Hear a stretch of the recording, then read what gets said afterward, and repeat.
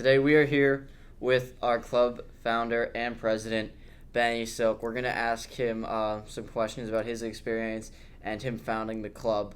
So I'll start us off.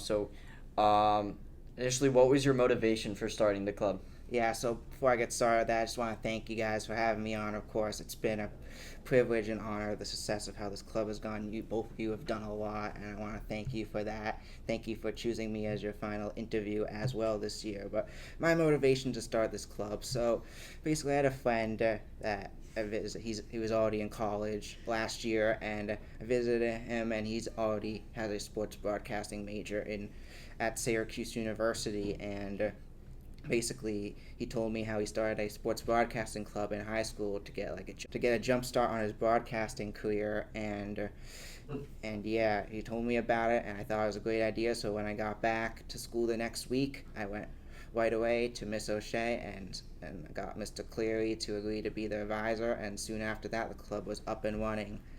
So, Benny, what got you interested in sports broadcasting? So since I was a little kid, I've always loved sports, mostly football. I've also gotten into basketball during COVID, and also got into NASCAR as well, more recently as well. And I've always loved just sports all around, especially football, and I knew I wanted to do something related to sports in my career. But as you may know, I'm not really an athlete, and I wanted to find something that fit well for me and something that I enjoy doing. And another thing I enjoy doing is just talking about sports each week.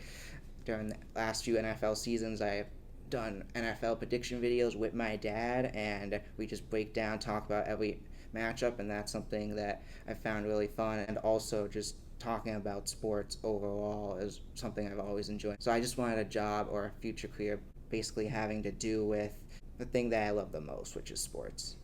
And when you first started the club, did you think that this is where we would be today? No, definitely not. Never could have dreamed in a million years all the stuff that we've done this year. Like we would get to be able to do. In the beginning, I just thought it'd be a fun thing to do, get a little foot into what it's gonna be like. As I already knew at that point when I started the club that's what I wanted to do for my career, and I didn't even think we'd have the opportunity at all to call games. Not only did we call games this year, we called over 57 games. I was there for I think 59 now. Today will be 60 in the lacrosse game over Pearl River, and we've done other great things like going up to Syracuse, and just could never have dreamed in a million years that this club would have as much success as it does. And it's great to see as well how this club has helped grow the sport community, and yeah, it's just been really great, and I'm really happy to see how it's come out. So, I guess a little more specific into the club. What has been like your favorite episode topic to talk about?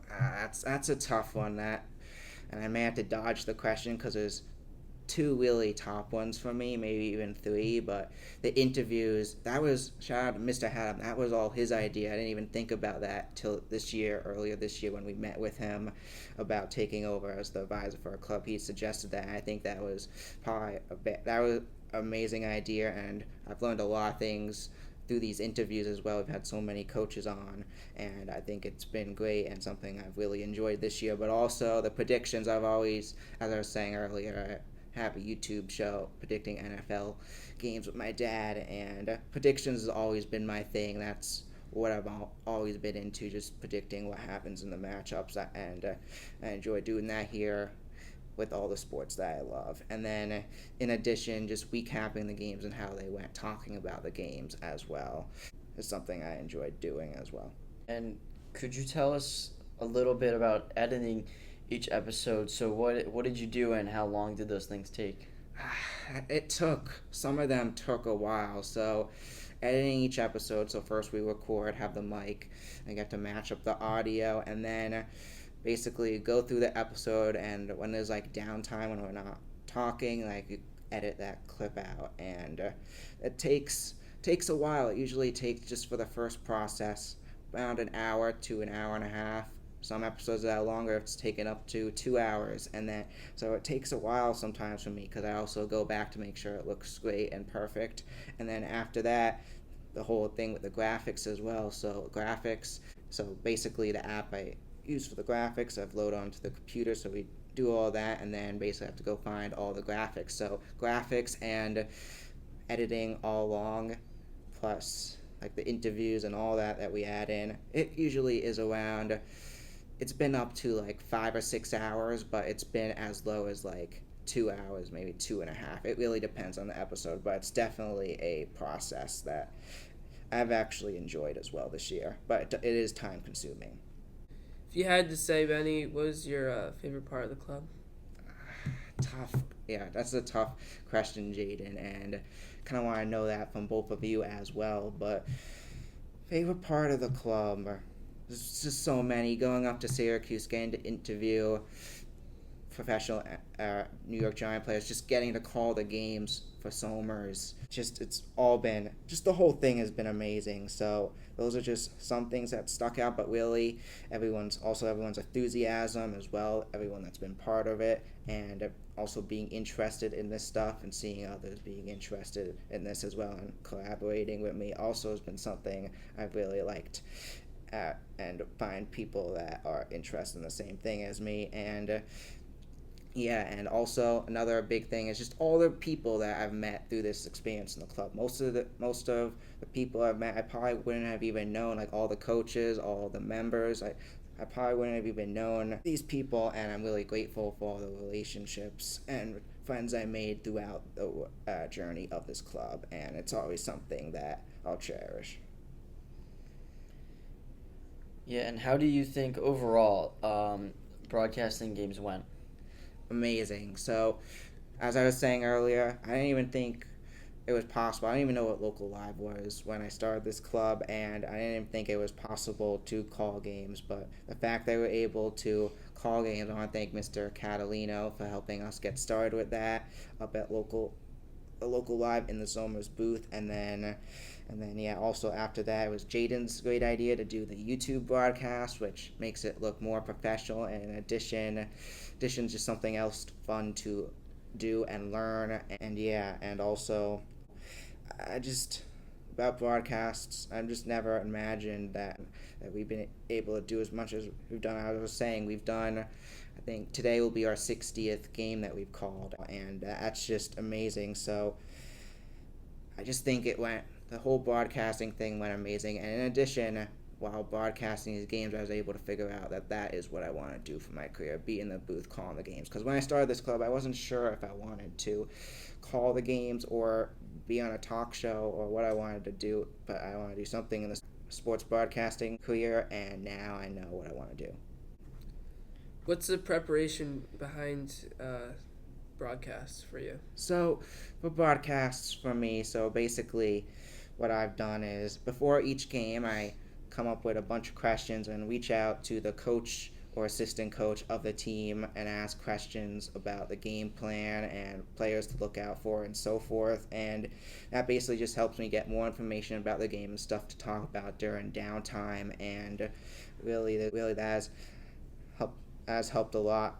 Me be more aware of the game, so we do that, and then I also usually prepare a binder, get the rosters. Miss Tippett usually provides us with the team's rosters, and that helps us be able to call the games as well. And basically that's most of it. In addition, I've done basically all the advertising this year, so basically create an advertisement for each game that we've done, and then I post it up on the social media, and that takes time as well. And I'm sure there's more things as well that I've done as well that I can't think of the top of my head. Oh yeah, another thing, the most important thing for these games, in addition to these notes, I just do research. If I don't know what any of the terms mean, I just do research of what that is, or I do research on past matchups between these games or games that have stuck out. And that's basically what comes top of my mind for what I do to prepare games for broadcasts. And what was the favorite game you called this year?